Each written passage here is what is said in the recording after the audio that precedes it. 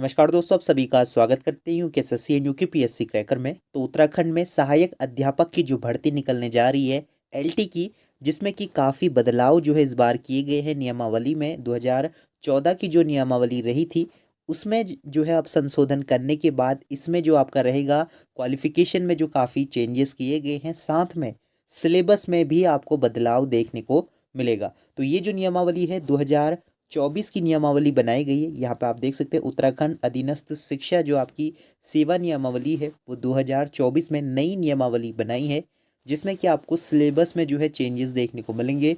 उसी हिसाब से अपनी प्रिपरेशन करते रहें। साथ में इसका नोटिफिकेशन भी देखिए बहुत जल्द निकलने जा रहा है, जो कि चुनाव से पहले आपको ये नोटिफिकेशन भी देखने को मिलेगा। तो काफ़ी कम समय आपके पास बचा है। सिलेबस पर भी हम बात करेंगे। सबसे पहले ये जो नोटिफिकेशन रहेगा 4 मार्च को जो है ये सारी चीज़ें हुई थी, जिसमें कि आज 5 तारीख को भी आपका जो है एक नोटिफिकेशन आपने इससे पहले की वीडियो में देखा होगा।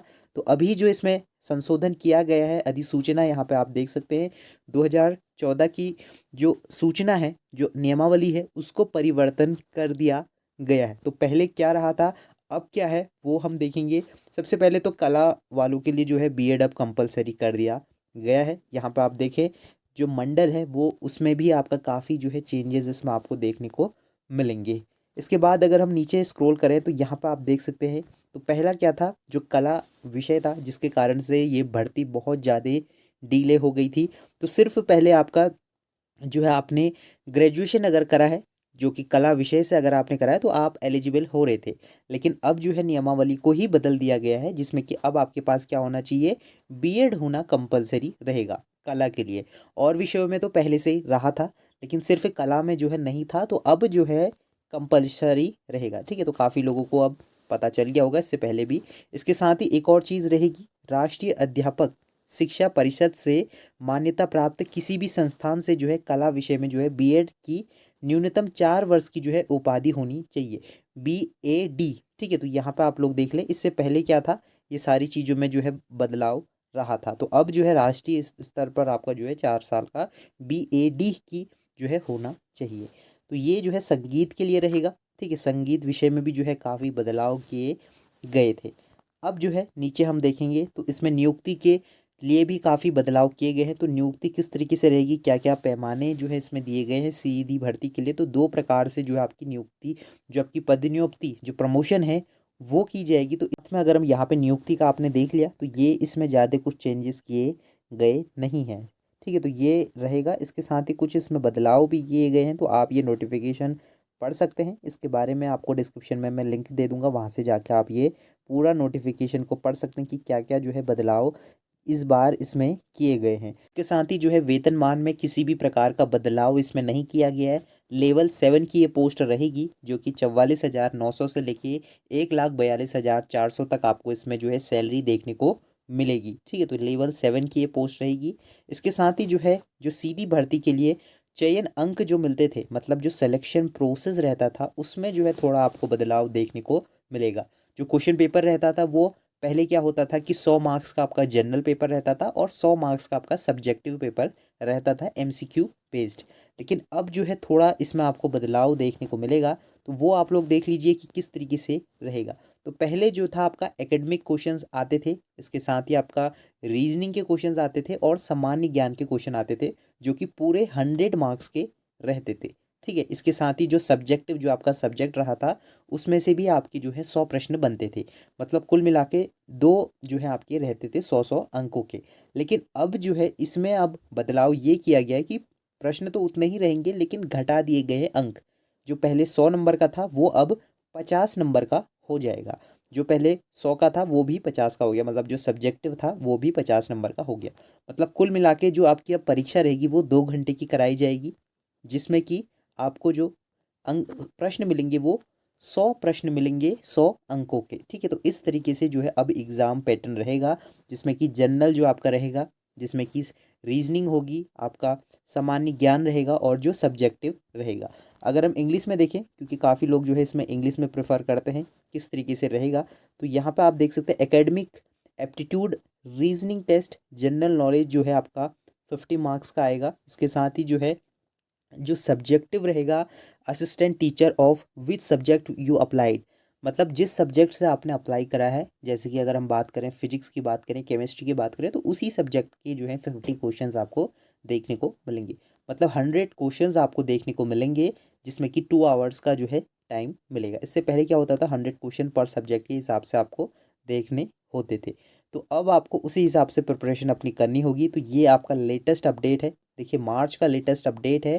तो आप लोग चैनल को ज़रूर से सब्सक्राइब करें, क्योंकि सबसे सटीक जानकारी और सबसे लेटेस्ट अपडेट हम आपको प्रोवाइड कराते हैं। आगे भी कोई अपडेट रहेगा उसके बारे में भी हम बात करेंगे।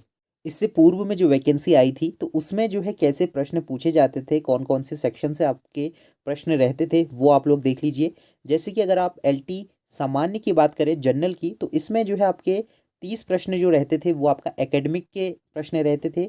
और इसके साथ ही जो है इंटरमीडिएट स्तर के जो है ये प्रश्न आपके रहते थे। और अगर आप स्नातक स्तर में बात करें तो वो आपको ये प्रश्न दिखते थे, तो जिसका कि टोटल जो है 100 आपका हो जाता था। अगर हम मैथ्स की बात करें, गणित में जो है 30 प्रश्न तो एकेडमिक हो गए, जो कि सभी में रहेंगे। और अगर आप जनरल रहेंगे, जो आपके 10th लेवल में रहेंगे, जो आपका 12th लेवल, ये आपका 12th लेवल हो गया, ये आपका ग्रेजुएशन लेवल के क्वेश्चंस हो गए, जिसमें कि आपके मैथ्स के 20 क्वेश्चन रहेंगे और भौतिक विज्ञान के 8 क्वेश्चन रहते थे। इसी तरीके से अगर हम बात करें, जो आपका ग्रेजुएशन लेवल रहा था, स्नातक के प्रश्न जो आपको मिलेंगे वो 29 मिलेंगे।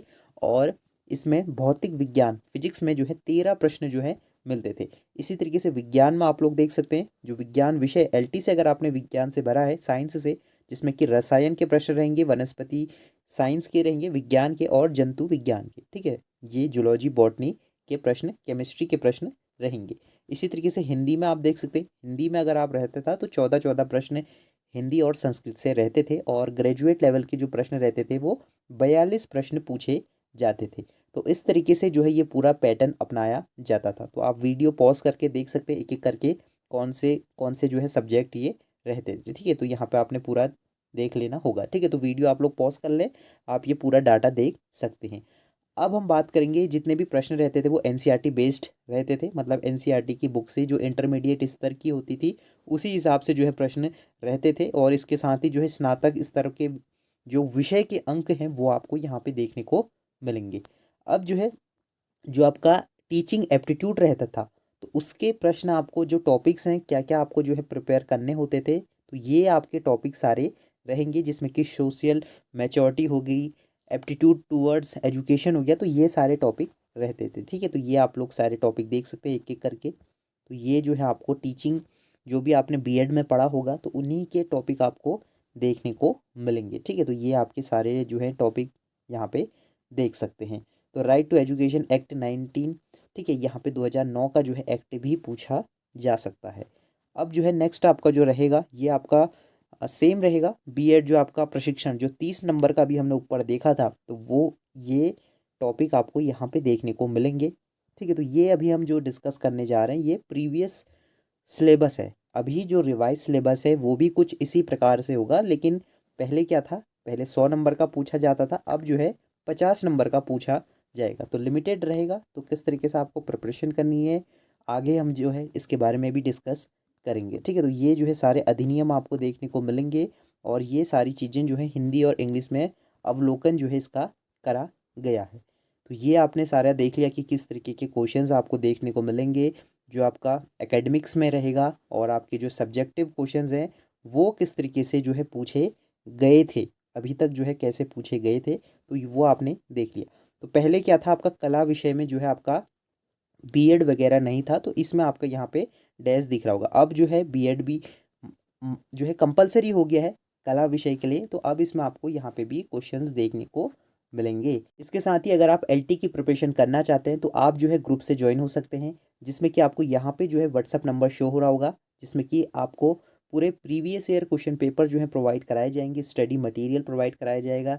जो भी सब्जेक्ट से आप प्रिपरेशन कर रहे होंगे उसके जो है जितने भी प्रीवियस क्वेश्चंस होते हैं, मॉक टेस्ट होते हैं, स्टडी मटेरियल जो रहता है, नोट्स जो है आपको प्रोवाइड कराए जाएंगे, ठीक है। तो इस नंबर पे आप लोगों को जो है व्हाट्सअप कर लेना है अगर आप जो है कोर्स परचेस करना चाहते हैं, ठीक है। तो कोर्स की फ़ीस जो है काफ़ी नॉमिनल रहेगी, सिर्फ 299 में जो है आपको सारा स्टडी मटेरियल जो है प्रोवाइड कराया जाएगा। तो आप सिर्फ इस नंबर पे व्हाट्सअप कर सकते हैं अगर आप इंटरेस्टेड हो। तो आप डिस्क्रिप्शन बॉक्स में भी देख सकते हैं इसके रिगार्डिंग अपडेट, ठीक है। तो कोई भी अपडेट होगा वो हम आपको प्रोवाइड करा देंगे। इसके साथ ही जो है इसकी वैकेंसी बहुत जल्द आपको देखने को मिलेगी। प्रिपरेशन अपनी करते रहें और कोई भी अगर आपको प्रश्न हो तो आप हमें कमेंट कर सकते हैं। अगर आप स्टडी मटेरियल लेना चाहते हैं जो कि आपको हम प्रोवाइड कराएंगे टेलीग्राम में, और या फिर आप व्हाट्सअप में चाहते हैं तो वो भी हम आपको प्रोवाइड करा देंगे। तो मिलते हैं नेक्स्ट वीडियो में, तब तक के लिए बाय बाय।